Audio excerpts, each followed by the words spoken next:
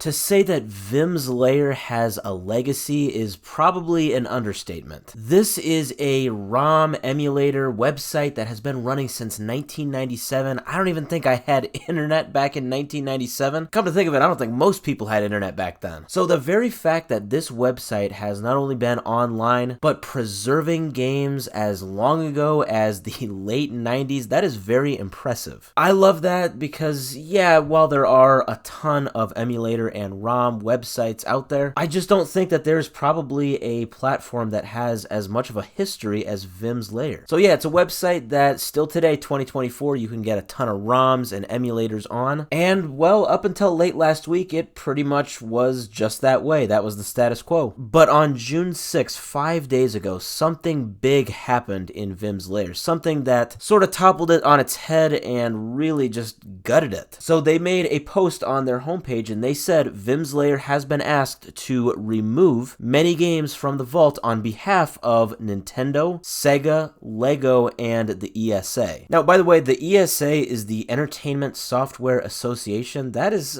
kind of weird because they are not like a game publisher. They are a legitimate trade association in the United States. So yeah, a very weird Avengers Endgame team assembled here to take down a bunch of Vimm's Lair. So you got Nintendo, Sega, Lego, and a trade association literally based out of Washington, D.C. They got together and decided that Vimm's Lair had too many Infinity Stones and they had to get rid of this growing threat.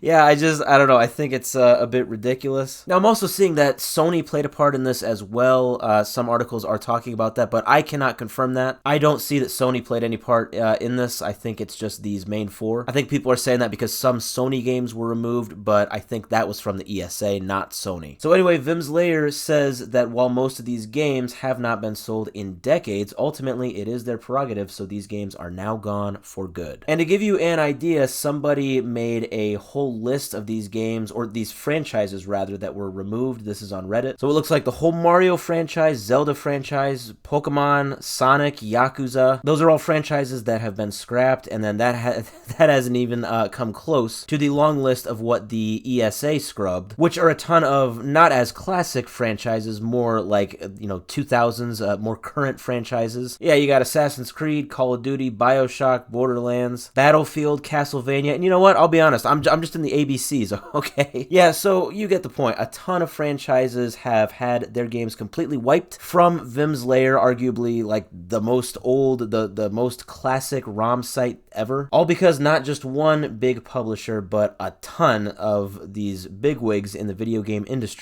kind of got this joint effort, and they all basically did a sort of takedown request. Now, I guess I can't confirm that this was actually a joint effort. Maybe these were all separate takedown requests that were made just kind of within the same period of time by Nintendo and Sega and Lego and the ESA. And, well, that might actually be the case because, well, it turns out that this all could be due to the fact that, if you remember, just a couple months ago, maybe, I think it was, Apple finally allowed it where you could have emulators on their iOS App Store. Now, this is something that was great. I still say that, it was great. But I do remember, and some people are now pointing this out again, that they said this, and it's a fair point. So some people did point out that, hey, by doing this, by putting these emulators on the iOS, and I think literally one of them was like at the top of the App Store, you're basically making them super mainstream, and you are drawing way more attention to these platforms, and then at the same time, these platforms that host these ROMs, such as Vimm's Lair. So I'm seeing that Vimm's Lair experienced a ton of increased traffic to their website ever since Apple made it so that you can get emulators on their iOS devices. Because yeah, obviously with these emulators, a lot of people, they would go to these ROM websites like Vimm's Lair to get the game. So yeah, that makes sense. With every good thing, I guess, comes a bad thing. I was definitely celebrating this whole,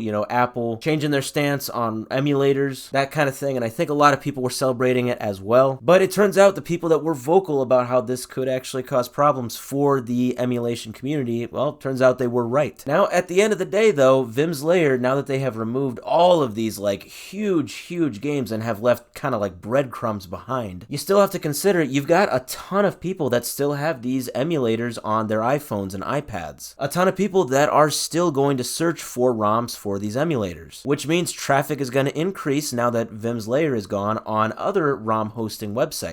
So now that leads to the question, if that does happen where traffic increases for these other ROM hosting websites, yeah, what is going to happen to these other websites, and will they meet the same fate as Vimm's Lair?